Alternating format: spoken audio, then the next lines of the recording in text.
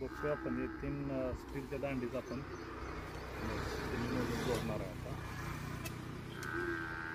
पाण्याचं प्रेशर आपल्याला लक्षात येईल की बाबा ते कशा पद्धतीनं वर्किंग करते, किती प्रमाणात पाणी टाकतं.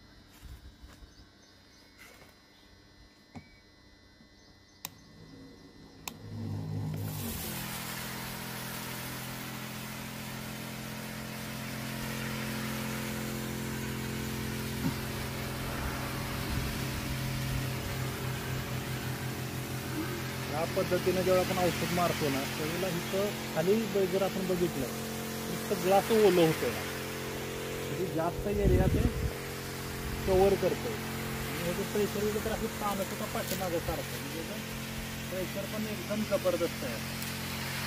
हे डबल मोटर आहे ना, जी आपण मोटर बैठे तर हे 8 ते 10 LPMची मोटर आहे. त्याच्यामुळे असं फवारा एकदम जबरदस्त, एकदम हाय प्रेशर आणि पाईपला सुद्धा दाबतंय असं मागे इतकं त्याचं प्रेशर राहतं. फवारा आहे ना एकदम भारी राहतो.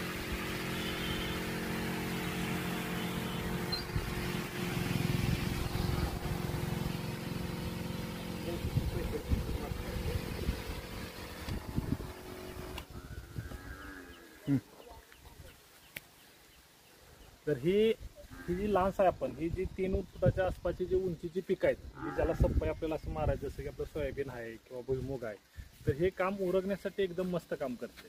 कारण काय राहतं की कमी वेळामध्ये ते जास्त एरिया कव्हर केल्यामुळे आपल्याला चालता येतं बारबार आणि औषध फवारणी चांगली होते.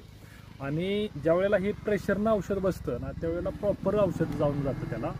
आणि कमी औषधामध्ये आता बऱ्याच जणांचा गैरसमज असं होतं की जास्त ओला आहे त्यामुळे औषध जास्त जातं, कारण मोटर जेवढं औषध मागणं दाबणार आहे ना तेवढंच पुढं टाकणार आहे.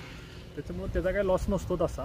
कारण जिथं आपल्याला हाय प्रेशर, आता भाजीपाल्याची पिकं आहेत आपली किंवा टोमॅटोसारखं पीक आहे किंवा काकडीसारखं ज्याला दाट आहे तिथं प्रेशरनं औषध मारलंच पाहिजे.